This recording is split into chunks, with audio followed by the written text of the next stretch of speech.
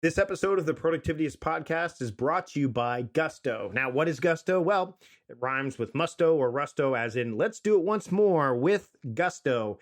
And Gusto is easy online payroll, benefits, and HR built for modern small businesses. You can get 3 months for free when you're running first payroll. Just go to gusto.com/timecrafting. But I'll have more to share about Gusto during this episode of the podcast. So stick around to learn more about Gusto. This episode of the Productivityist podcast is also brought to you by the University of California, Irvine's Division of Continuing Education. If you're trying to start a new career, build a company, or better develop an appreciation of the world around you, UCI Division of Continuing Education has the resources needed to support your undertaking. I'll have more to say about the UCI Division of Continuing Education during the podcast, so stick around. But for now, let's get on with the show.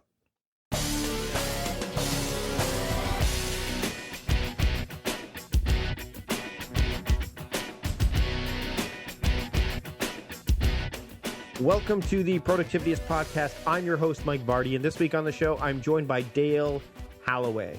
Dale Halaway has been influencing the lives and careers of thousands for almost 40 years. He's one of the world's leading authorities on personal and business transformation, entrepreneurial success, and real leadership development. It was a pleasure to have him on the show. We talk about his guidebook being called The Change. We talk about the Transcovery Process, which is something that I really want to get into with him. And just a lot of great stuff in terms of transformation, letting go of all the things that really no longer serve you and help you grow to your full potential, which we all can benefit from. So I hope you can benefit from our conversation here on the show. So let's get to it. Here's my conversation with Dale Halaway here on the Productivityist podcast. Enjoy. I'd like to welcome Dale Halaway to the Productivityist podcast. Dale, thanks for joining me today. Oh, my pleasure, Mike. Now, Dale, you are the author of Being Called to Change, Let Go of All That No Longer Serves You and Grow into Your Full Potential. And, you've got this process called this Transcovery Process. And I want to dive into all of that as we go through the episode here. But one of the things that I like to do off the top is, as much as I've introduced you before we started talking, I'd like you to share a little bit about yourself with my audience, as well as what led you to where we are today, this very conversation. Like, what brought you to the work that you do? Oh, gosh, that's a great question. We could probably spend at least an hour on it. We're not going to, but, years ago, meaning about 40 years ago or so, 40, I began a career in the direct sales industry. And at that time, I had a speech impediment. And at some point in the earlier part of my career, I started to do really well. And that, the company promoted me into management, sales management. And next thing you know, I had the responsibility of creating training programs for our salespeople. And this really presented a challenge to me because, as I said, I had a speech impediment at the time.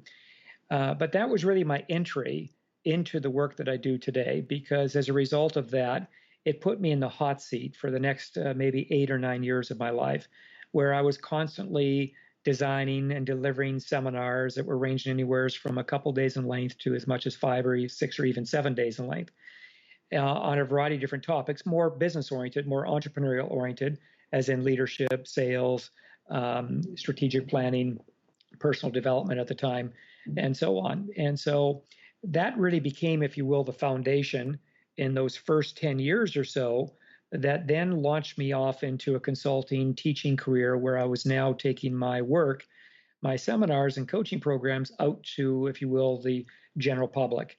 And once that happened, next thing you know, I had, CEOs from other companies that were either coming to my classes, really taking a liking to what I did. And now they were inviting me to come into their company to do some work with them to help up-level them in light of wherever they were, and then thus where they really wanted to go. And then it opened up, my coaching school. I started working with just a whole variety of people from all walks of life over the next probably 20 years. So now we're coming up 30 years or 10 years ago now at that point. And so now I have a public seminar company where my company is, at its core intention is to, once again, design and deliver seminars that really speak to the hearts and minds and souls of people whether that's, they're wrestling through problems or challenges that they're currently having in their relationships, their significant relationships, maybe their parenting style, maybe something to do with how they are in business, with their career, maybe has something to do with their leadership style, or even money. Years ago, I developed a series of classes, which I call Money Mastery. So all these topics eventually kind of went into this hopper, which now we're getting ready to turn it into a university or into an academy online where, people will be able to access my teachings worldwide, given that I've been doing this for as long as I have and have done literally thousands of seminars. And so, like, anyone who does something that long over that period of time and that many times, you just start to get really good at it. And that's what's happened. And here we are. So I want to talk specifically about change, because obviously over time things have changed for you. I mean, you've added more to your equation. You probably let go of some things too along the way, right? What are some of the things, and this is definitely related to your book, but what are some of the things that you've found along your journey that you've let go of? And when did you recognize that it was time to let go of them? Do you have any specific examples in mind, or is it just more, or maybe some kind of barrier that you were having that you were willing to let go of? I'd love to dive into that a little bit. Absolutely. Well, as I said, I had a speech impediment. So, this is back in the day when I didn't know what I know today. And so, but I knew I needed to heal my speech impediment. I needed to do something about this because it was, quite frankly, sometimes it was embarrassing. It was very humiliating back during those days. Just imagine stepping on a stage and you're in front of 200 or 300 people, and 20 minutes into your talk, you start stuttering, and you can't stop the cycle. Anybody that has a stuttering problem, exactly what I'm talking about. It can be very embarrassing and downright humiliating.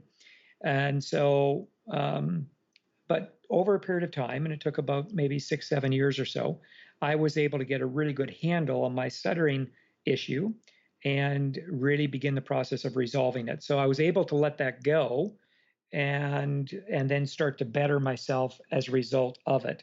But that was the first thing that was pretty big for me back during those days. And then as the years unfolded, there's always been something that I've been in process of letting go of, whether it's letting go of a relationship that no longer is working, or a business association that's no longer working, or a way of investing money, or a way of behaving, acting, a way of thinking, a way of believing. And of course, so much of this, I discovered at some point, is directly under the influence of one's ego, ego. And once I started to tap into that then took me more onto a personal transformation path, or personal transformational path. So up until then, I was more engaged in personal development, which was very helpful and beneficial for me at the time. But then at some point, I began to enter into the more personal transformational healing space. And that's when I really started to heal myself from all kinds of things that I had either come into this life with, or had created or co-created with that of my parents or my, initial family back in the, earlier part of this life. Is that where the Transcovery process kind of saw its initial footing, or was that the seeds that kind of planted what was to become the Transcovery process? Great question. When the Transcovery process first came to me, at the time we weren't calling it Transcovery because it kind of came spontaneously. I was doing a part of what at the time I called my corporate life empowerment program for a mid-sized company, and they had 4 executives. And then, of course, a lot of people within the company, 50, 60 people kind of thing.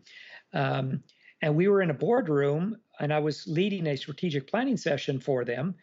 And somehow, some way, something happened in the boardroom where 2 of them went at each other. And what had happened, they really got activated. Their anger, their resentment, their even hatred came up for, especially one of them, towards the other. And where it was almost going to break out into a physical confrontation. And so it didn't. But out of that, I just naturally or spontaneously started to process them. And it turned out in the processing of them, it helped them to stabilize right away, find their center again, and to the point where they were really able to calm down And next thing you know, we were able to talk through constructively, responsibly, consciously, what was actually going on within them. And it was that time I was, again, like I said, I was doing a meeting for them that went on over a period of about 4 days. So I had a really good chunk of time with this particular group. And at some point towards the end of that strategic planning session, I realized I was onto something. I just didn't know what it was yet. And so from that point, then I started blending it into some of my other work, and every time got an immediate result. Whoever it was that I was processing, transcovering, and again at the time we didn't call it transcovery, so we'll just say processing. People would get immediate results. They would right away, find their center again, restabilize themselves, and then we were able to get to something on a deeper level within them that was causing them to react in that way. Meal planning is important because it prevents us from being a disappointed wreck when dinner time comes around and we have no clue what to make, or even if we have the ingredients to make the meal. It's a time and a money saver, but most importantly, it frees up valuable brain space. Creating a meal plan prepares us for the week to come and gives us peace of mind that we're organized and can feed ourselves and our family. That's why I do it, and that's why Plan to Eat helps me do it. Your subscription includes access to the Plan to Eat website and fully featured mobile apps on iOS and Android. And Plan to Eat gives you the tools to clip and organize recipes from any website, the ones your family loves and that fit your dietary preferences and needs. And you can create a meal plan around your schedule. Then what happens is the Plan to Eat software automatically creates an organized shopping list based on your plan. So sign up for your free trial at plantoeat.com/timecrafting. That's plantoeat.com/timecrafting. The coupon will be automatically applied to your account and can be used when you're ready to subscribe. It's valid for new customers only. Give Plan to Eat a try today. We're going to take a break from the proceedings now to talk about one of our sponsors for this episode, Gusto. Now, everyone loves payday, but loving a payroll provider, well, that's a little weird. Still, small businesses all across the United States of America love running payroll with Gusto. Gusto automatically files and pays your taxes. It's super easy to use, and you can add benefits and HR support to help take care of your team and keep your business safe. It's loyal, it's modern, and you might fall in love yourself. There's a lot of great things that Gusto has to offer. It's surprisingly easy and fast. 98% of customers say switching to Gusto was easy. 91% of customers say running payroll is easier now that they use Gusto. And 72% of customers take 5 minutes or less to run their payroll with Gusto. Gusto was built for small businesses from the start. Gusto works with you with unlimited payrolls, off-cycle payrolls, multiple states, multiple schedules and pay rates, direct deposit checks you can print yourself, employees and contractors, everything you could need, Gusto does for you. Now, Productivity is Podcast listeners are going to get 3 months free when they run their first payroll. All you need to do is try a demo and test it out. And you can do that at gusto.com/timecrafting. That's gusto.com/timecrafting. Check out Gusto now. You won't be sorry. I'd like to thank Gusto for sponsoring this episode of the Productivity is Podcast. But now, let's get back to the show. Let's dive into change as a whole, because I think that when you're dealing with people, especially, and you talked about like how you've changed, and change is the constant. Like we have to, it's something that's always going to happen, but there's this call to change that happens that we may not anticipate, right? Like it just shows up. What do you do when either you recognize that there's a call for change and you need to answer it, or it just shows up unexpectedly and it kind of throws you for a loop? How do you handle that? How do you help people handle that? Well, for somebody that's in process of recognizing that change is knocking on their door, in other words, something's going on and they get some kind of a sign or signal that it's time for them to change something about themselves or about their life personally or professionally. That's the easier way of going about it, because at that point, then if they take the time to learn a process of how to really break that down. One of the things I talk about in the book, in my dozen different strategies at the end of the book, or dozen different daily practices that you can use. One of them is what I call the chunk it down or break things down properly. So when change comes knocking on your door, the first thing you want to do is you want to be able to break that down to what does that ultimately mean, and more importantly, what are you to embrace next? because usually when change comes knocking on our doorstep, there's going to be a process that we're going to enter into that could literally go on for days, weeks, even months before you complete that process and come out the other side, where not only have you changed something within inside yourself, but others around you will notice the change. The change becomes visibly noticeable.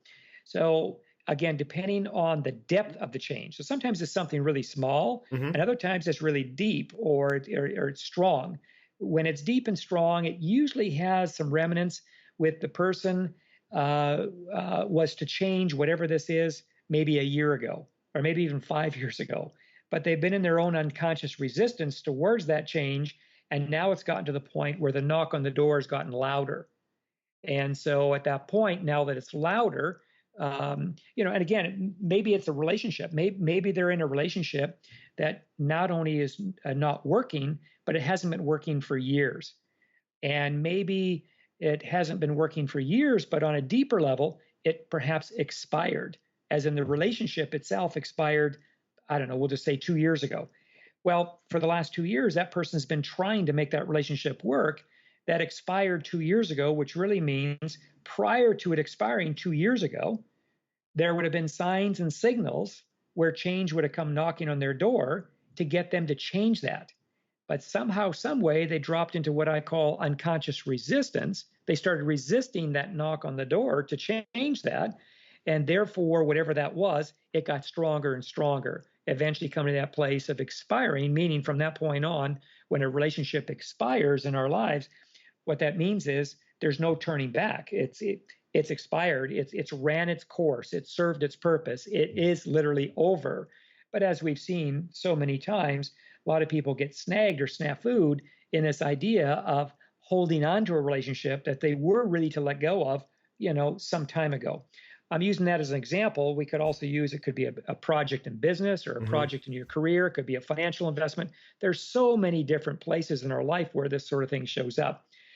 The other is when change shows up spontaneously. In other words, where there's an event that happens that you don't see coming. You're, metamorphically, you're driving down the highway and you don't see what's coming on the other side of the road as you're about to make the bend. You really don't see it. And yet whatever's coming lands. It lands and here it is, kind of thing. So, that's more a spontaneous change. And often when that happens, that can be really unsettling for the person because, again, they didn't see it coming, yet it's now landed. Most times they don't know what to do with it. Usually it takes a little time just to kind of restabilize and get recentered and attempt to figure out what's really going on here.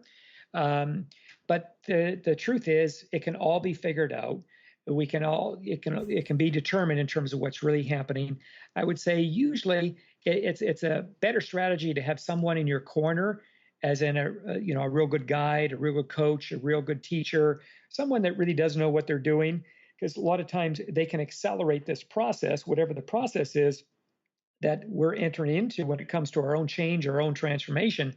They can help to illuminate our pathway so that we can see better in terms of what this is. Because, once you can see it, then you have a real good chance of being able to better embrace it. And they can also help us with blind spots that might show up along the way, right? You know what I mean? Well said. I do know what you mean. Absolutely. Yeah, that's huge. Let's talk about the unconscious resistance that shows up, because I think that one thing that you mentioned is that it by the time the change is up, it's arrived.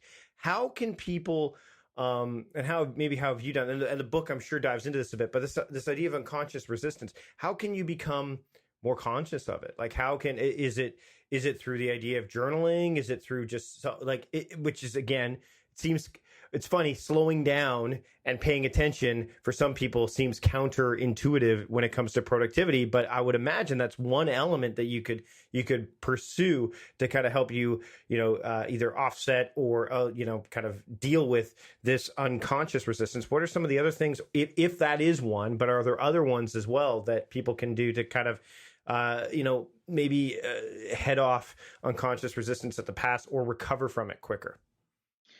Well, unconscious resistance is rooted in fear, and it's under the influence of the ego. The ego in of itself does not want us to move forward. It wants us to maintain status quo, all for the purpose of keeping us safe. But as I even say in the book, safe from what? And this is something that I often challenge or invite my students that I work with to constantly challenge. What is it that we have to keep ourselves safe from? To really learn how to challenge that. And so around that, unconscious resistance is resistance that we're in. We're just not aware of it at the point in which we're in the resistance. That's, again, why I call it unconscious resistance. There's a couple of ways in how you can spot it. One is through your behavioral patterns. So, for example, if I drop into unconscious resistance, I more than likely, one of my lower energy patterns, behavioral patterns, will take center stage and it will start to run my life or run my day. And one of the patterns might be is the pattern of avoiding or the pattern of preventing things to happen. So, or the pattern of running away from things, running away from people, running away from uncomfortable conversations, the pattern of procrastination. All of a sudden, I know beyond a shadow of a doubt what it is I'm to be doing today. But the next thing I'm doing is I'm literally procrastinating by coming up with other, in some cases, mindless things to be doing that causes a distraction from having to embrace whatever it is I'm to be embracing.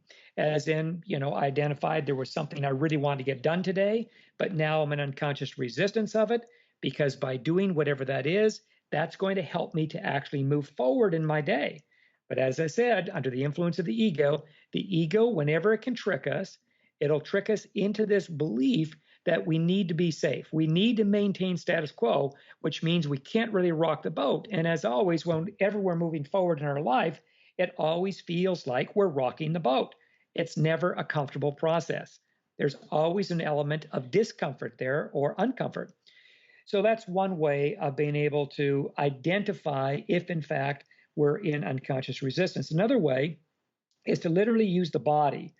The body can serve as a very powerful tool for one's own transformational healing. And what I mean by that, in the body, there are three portals. There are three doorways, if you will, into the subconscious where this unconscious resistance actually sits. And in these three portals, one of the things I teach in my seminars and my classes, as well as through the Transcovery process, as people learn about that process, is everybody learns how to identify this unconscious resistance by developing a deeper, better relationship with that of their body. And more specifically, in this case, by getting into the habit, the daily practice, of checking into these three areas of the body. And the three areas is the throat area, the center of the chest, and the solar plexus. What happens whenever we drop into unconscious resistance, one of those three areas in our body will go tight. It'll become tense. And in some cases, it becomes very, very tense. When I'm in a seminar and I'm transcovering somebody in the class or processing somebody in the class, this is one of the first places we always check. We check for tight energy in the body. Because whenever there's something going on with somebody, 9 times out of 10, I already know in advance, and I know this because I've done this more than 1,000 times with people over the years, that there's going to be this tight or tense energy in one of those three portals in the body. And so then it becomes, once you recognize which part of your body that you're tight or you're tense, because number one, that's not natural. It's not natural for us to be tight or tense in any one of those three areas. Mm-hmm. What's natural is for us to be open and fluid, as well as relaxed. We are to be relaxed in these three areas because they're portals into our subconscious.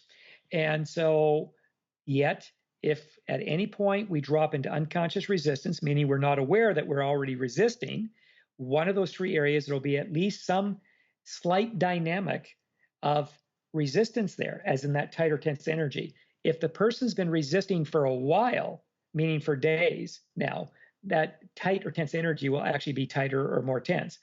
If it's something that really scares the person, or another way of saying the same thing, If something's going on in their outer world that really activates a deep-seated fear within their subconscious, the first thing that'll happen, that person will go into unconscious resistance. And one, sometimes two of those three areas will go immediately tight and tense. The problem here is most people have not been educated on how to even work with their body in this way. And yet, when they are educated and somebody enters into their life to help bring this to their attention, to help increase their awareness, and then have something really constructive, really productive that they can use as a process to help them to clear out that unconscious resistance as it shows itself. What that means is now that pattern, that behavioral pattern of procrastination, that behavioral pattern of avoiding, that behavioral pattern of running, whatever that might be, now we have a chance to really dismantle those patterns that are no longer serving us. All right, we're going to take a break from the proceedings once again to talk about another sponsor of the show, UCI Division of Continuing Education. That's the University of California, Irvine's Continuing Education Division. Now, it was established in 1962, and the UCI Division of Continuing Education has been offering education for adult learners in Orange County for over half a century. But you don't just have to live in Orange County to take part in any of the certificate programs or specialized study programs that UCI Division of Continuing Education offers. They maintain over 30,000 enrollments from students worldwide each year and offer hundreds of exciting courses and programs to local, regional, and global constituencies. They offer programs in a wide range of categories as well, from business to IT, healthcare, finance, and law. And courses are taught by expert instructors with industry experience, both online courses and offline courses, so courses in real world experiences. But the online courses offer flexibility and a real immersive classroom experience as well. So if you're trying to start a new career or build a company or even better develop an appreciation of the world around you, UCI Division of Continuing Education has the resources needed to support your undertakings. So I encourage you to check out what UCI Division of Continuing Education has to offer. Spring quarter is coming up and registration's open, so you'll want to visit ce.uci.edu/podcast to learn more. That's ce.uci.edu/podcast to start learning more about what UCI Division of Continuing Education can offer you today. I'd like to thank UCI Division of Continuing Education for sponsoring this episode of the Productivities Podcast. Now, let's get back to the show. Before we get close to wrapping up, and I definitely want to touch on a little bit about the book. And you've got a free offer for our listeners here too, which we'll touch on as we get close to the end. But I want to talk about, again, we talked a little bit about how counterintuitive it is for people to maybe slow down and pay attention and become more aware rather than just keep going in terms of productivity. But one of the things you touch on is in your book, you talk about this idea that, you know, how relaxing more, how you can relax more and calm down. That you can dispel this myth that you need to be absolutely in control of everything. And I want to touch on that before we go, because I think a lot of people feel that they need to keep going. They need that there's no stop in this perpetual motion machine. Can you touch on the idea of relaxation and adding more calm to your life so that, you know, when you are called to change or when change invites you, that you're more capable of handling it and even embracing it? Well, you know, to the degree that we're able to relax in our own body, and more specifically from the shoulder line, our shoulders down, deep into our body, where we become really relaxed, we become more comfortable in our own skin. As that happens, what happens, a doorway on the inside, if you will, opens up.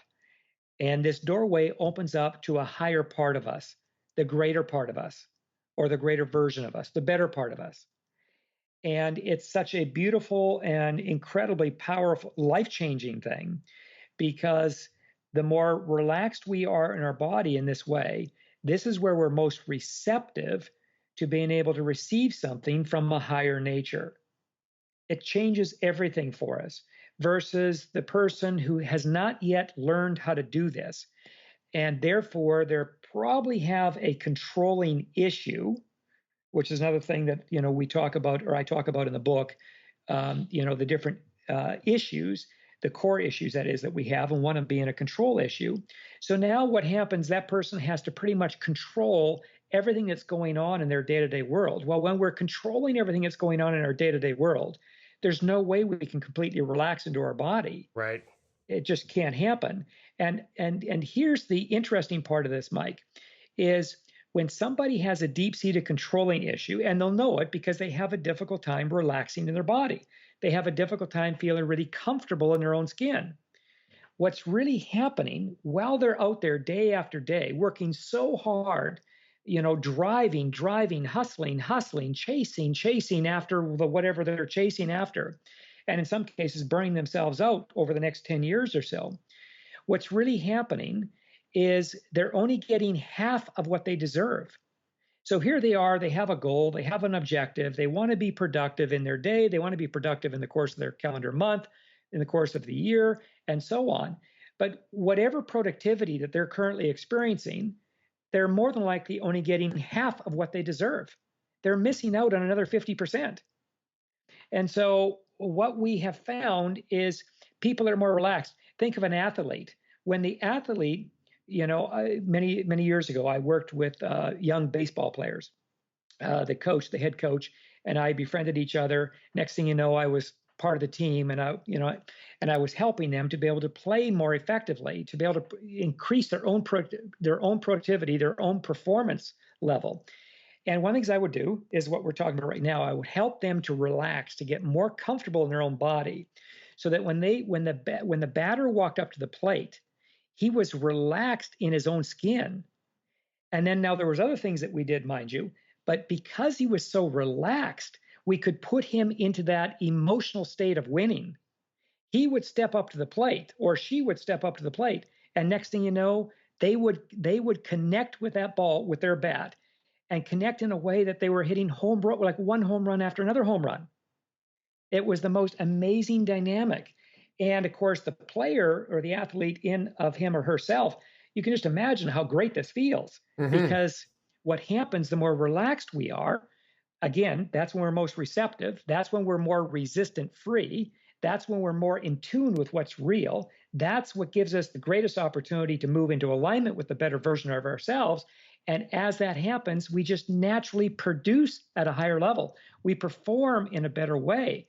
And as always, when we do that, this causes us naturally to feel better about ourselves and our own world. One last question. Do you, I mean, I know you meditate, you talk about, but do you journal? And do you find there's benefits to it? I know I do. I liked, because we talked about the ego. It keeps the ego in check.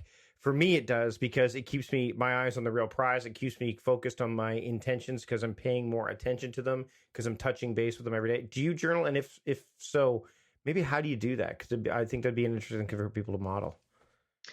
Yeah, well, the answer is yes. I've journaled books upon books upon books, as in notebooks, scratchbooks, over the many years of doing this. In fact, again, another one of the practices that you'll learn about in the book, Being Called to Change, is the practice of journaling, and to do it daily.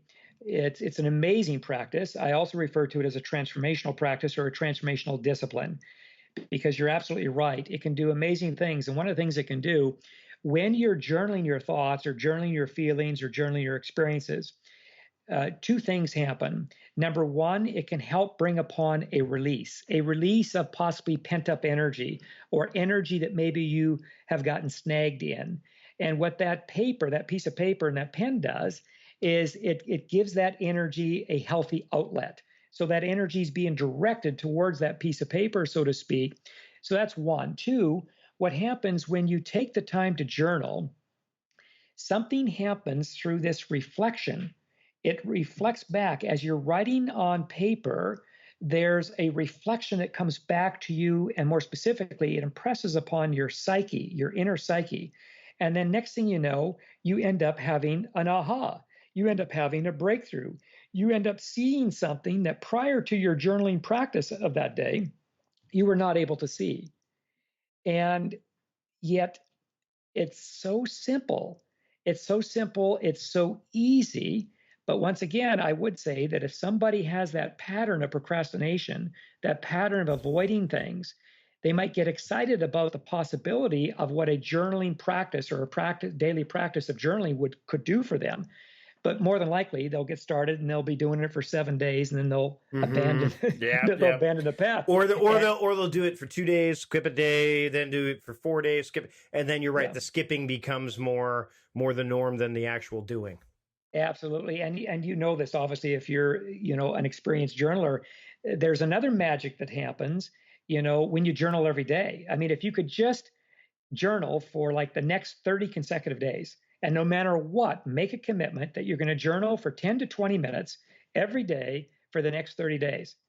It will blow your mind with what you will end up discovering about yourself, what you'll see that's going on in your life, and more specifically, those areas that are really up for you to be changing, tweaking, adjusting, massaging a little bit more.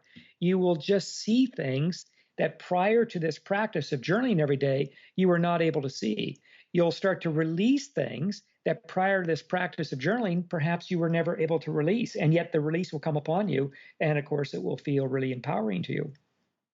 Dale, this has been fantastic. You've given our listeners one challenge already, which is the journaling challenge, but you've got another thing that you want to share with my listeners before you wrap up. Do you want to, I'm tossing the ball to you to run with it. Oh, thanks. Well, we have an offer that I would like you to take advantage of, or your listeners take advantage of. It's our gift to you or to your listeners, and that is if you go to Being Called to Change, and you spell being, BEING, Being Called to Change, which is the title of the book. And on there, you'll see a link at the very top of the page that says, click here for your free chapter. And what we're doing is we're giving a sample of the book, Being Called to Change, for free. But here's the other cool thing, is for the next week, once you go and take us up on our offer, you'll get a week of bonus materials, also free. And that'll be like video clips, audio clips. They're all message-oriented. They're very poignant in their message. They complement the message of the book, Being Called to Change, as well. And that at some point, if you feel really called to picking up a copy of the book, then somewhere in that too, you'll get a couple of emails from us that'll make it really easy and simple for you, meaning there'll be links in there for different platforms that you can click through and purchase the book if you become inspired to do so. Dale, this has been fantastic. Where else can people find you other than going to beingcalledtochange.com, right? .com. Yes. You can also, where else can people find your work and keep up with you? They can go to DaleHalaway.com, Dale Halaway, D-A-L-E, and last name Halaway, H-A-L-A-W-A-Y, DaleHalaway.com. That's another place just to stay in contact because we always post on there in terms of what's coming. You can also find us on Facebook, on LinkedIn, Instagram, so on, as another way to stay in contact with us. And we're always posting something, whether it's the next blog or the next quote or the next video clip that we just give out to the universe, so to speak, as well as my schedule from time to time and where I'm going to be speaking next or the next seminar that's coming and that type of thing. Excellent, Dale. Thanks so much for taking the time today to share your message with my audience, joining me here on the Productivityist podcast. Oh, thank you so much for having me today, Mike. And there you have it. That's how everything went down. I'd like to thank Dale for joining me on this episode of the podcast. A great time chatting with him. I want to thank all of the people that have been involved with the producing of this episode, including the people who are doing my show notes. I've got Naya who's doing that. This is great. We've elevated our show notes recently, and I'm really, really pleased that we're doing that. I'd like to thank John Polster for producing the show. And by the way, John and I just recently went through all of the comments and the ratings and reviews in Apple Podcasts, which is kind of where we look at this kind of stuff. And if you would be so kind as a listener, if you've listened to the show in the past, or maybe this is your first time, a rating and review in Apple Podcasts or wherever you're listening to the show is really helpful. Why? Well, first off, it helps people find the show. It elevates the show up in terms of making it more discoverable, but also it helps me make the show better. One of the bits of feedback is that, hey, Mike, sometimes you talk too much. You talk over the guest. Now, I've recorded a whole slew of episodes in advance, so you may not notice that improvement right away, but that's feedback I'm going to take to heart. In fact, when John and I were talking about that, we've come up with some ideas that will allow me to create extra audio content for people who are going to be part of my community that might allow me to have insights on what some of my guests are talking about. So even getting that kind of feedback helps us in ways that you wouldn't necessarily expect. So again, ratings are great, reviews even better because they give us more to go on. I'd love it if you would do that. If you are listening to the show for the first time or you just stumbled upon us and you're like, you know what, I want to hear more, I want to see how Mike's improved over the years, then please subscribe to the show on Apple Podcasts or wherever you're listening to the show. All you need to do is click on that subscribe button. You can go to the page where we host the podcast and subscribe to any and pretty much all of the podcast apps and platforms out there. So you can do that there as well. So again, ratings and reviews are great. Subscribing even better. That way you don't miss a single episode. Plus you can go into the back catalog and find episodes that I've recorded with, James Clear, Paul Jarvis, Cal Newport, David Allen, so many others. And then future episodes where I've got a bunch of great guests lined up because as we're recording this, like I said, I've got a bunch of episodes already ready to go. I'd like to thank our sponsors for this episode. Of course, there is Gusto, which, I'm a big fan of what Gusto has been offering. They've been a sponsor for quite a while now. Go to gusto.com/timecraft and take advantage of their offer. And of course, go to, if you want to check out our other sponsor for this episode, that is the University of California, Irvine Division of Continuing Education. Go to ce.uci.edu/podcast and enter promo code podcast for 15% off of one of their selected courses. It's almost all of the certificate programs. The discount, of course, applies to just almost all of them. So go to ce.uci.edu/podcast and enter the promo code podcast to get that 15% off of the one course. And remember, that offer is valid only until March 31st at 11:59 p.m. And thanks to you, because without you, there is no show. So thanks to you for listening. And I really hope to see you again really soon. Until next time, I am your host, Mike Barty, reminding you to stop guessing and start going. We'll see you later.